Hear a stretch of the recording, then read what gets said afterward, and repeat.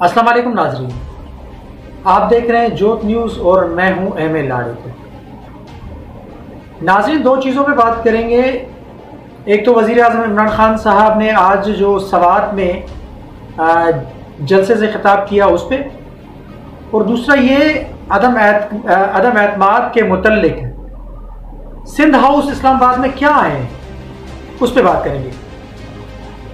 सबसे पहले वज़ीर आज़म इमरान खान साहब ने सवात के जलसे में खिताब करते हुए उनका वही लबो लहजा, जारहाना अंदाज और मुखालफीन को जिस तरीके से वो अपनी ज़बान से उनके लिए अल्फाज इस्तेमाल करते हैं वो तो उन्होंने किए।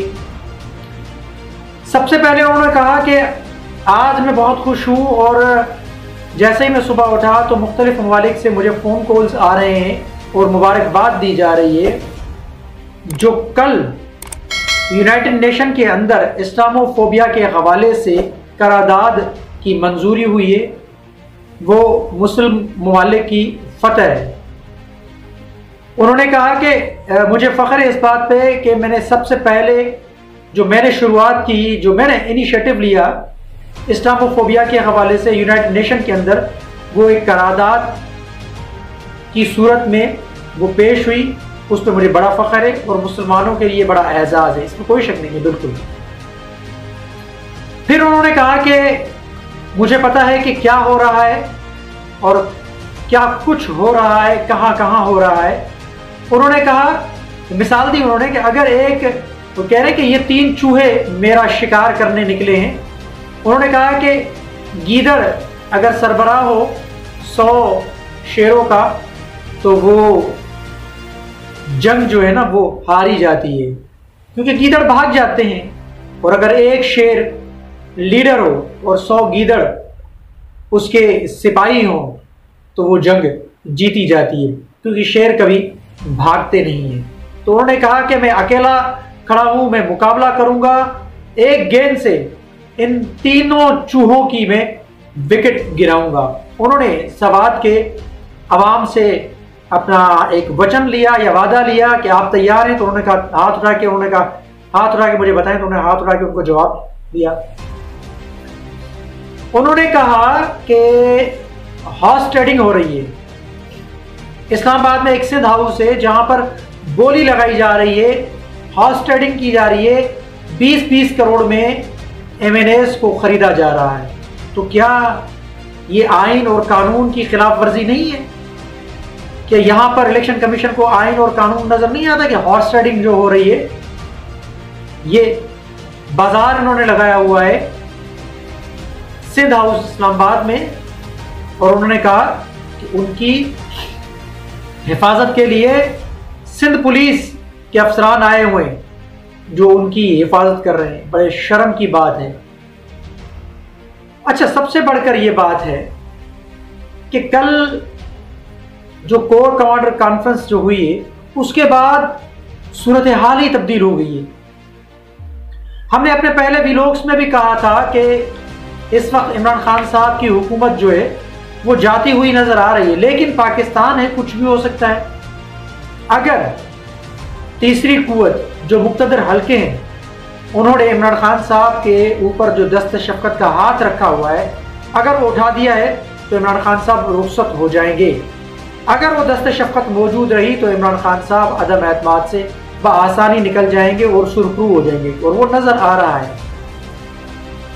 कल की कोर कमांडर कॉन्फ्रेंस के बाद जो मौलाना फजल रहमान साहब ने 23 मार्च का ऐलान किया था लॉन्ग मार्च का, वो भी तब्दील हो गई। और मौलाना फजल रहमान साहब आए, उन्होंने दोबारा एक प्रेस ब्रीफ दी। उसमें उन्होंने कहा कि OIC कॉन्फ्रेंस होनी है, हमें अपनी मुल्क की बका, वकार और इज्जत ज़्यादा अजीज़ है, लिहाजा 23 मार्च को हमारे काफिले निकलेंगे, लेकिन वो इस्लामाबाद के अंदर दाखिल 25 मार्च को होंगे। जो जहां जहां होगा 23 मार्च को वो वहां रुक जाएगा, 25 मार्च को वो इस्लामाबाद की हुदूद में दाखिल हो जाएंगे।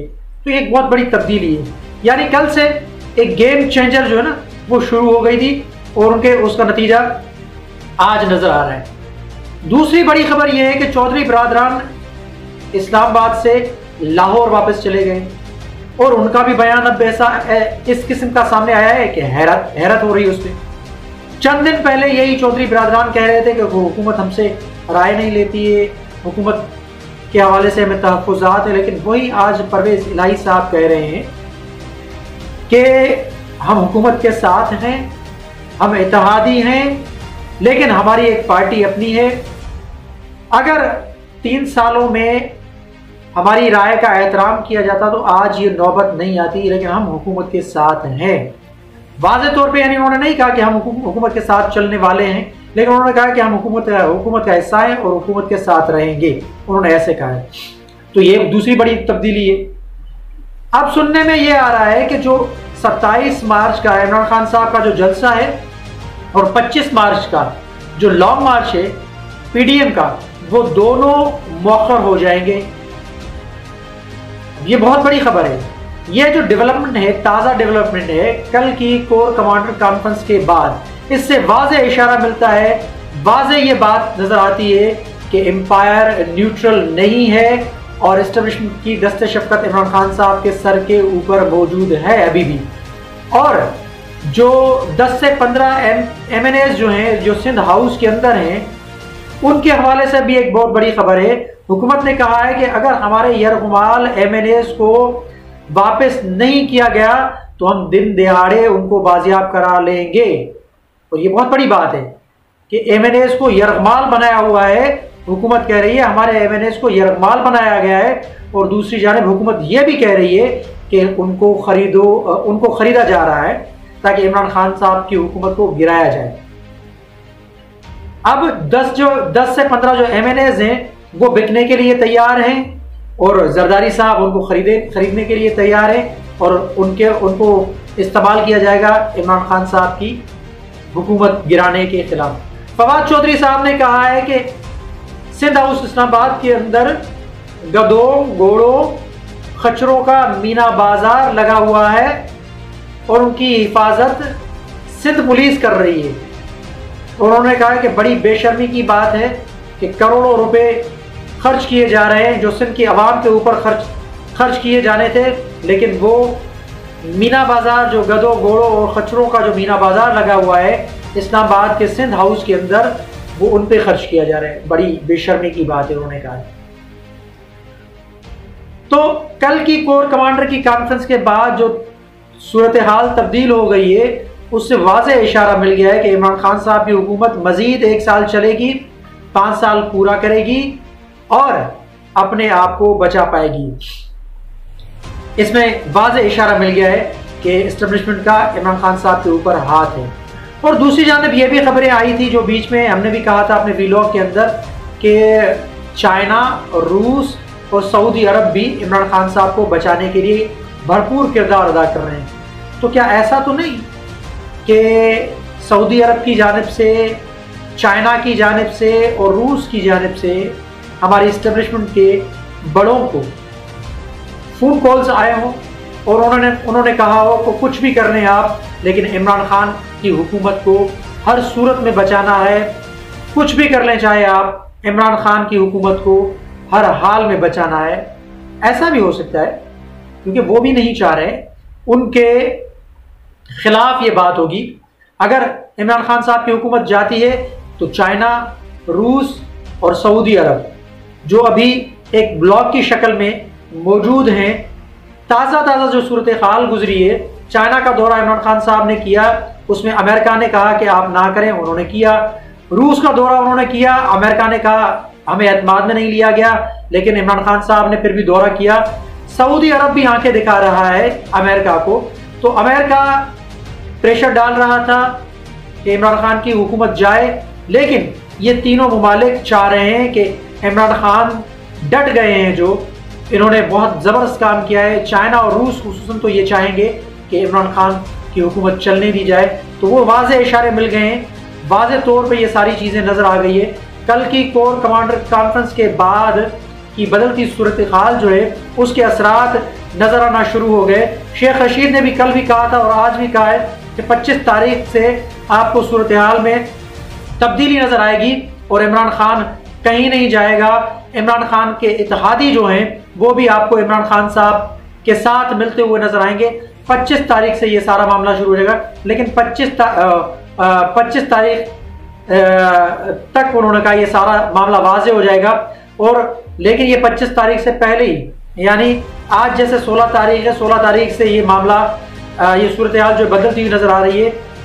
काफली इस्लामाबाद से लाहौर पहुंच गई और बयान मुख्तलिफ हो गया। मौलाना फजल रहमान जो 23 तारीख को लॉन्ग मार्च कर रहे थे वो 25 तारीख में तब्दील हो गया।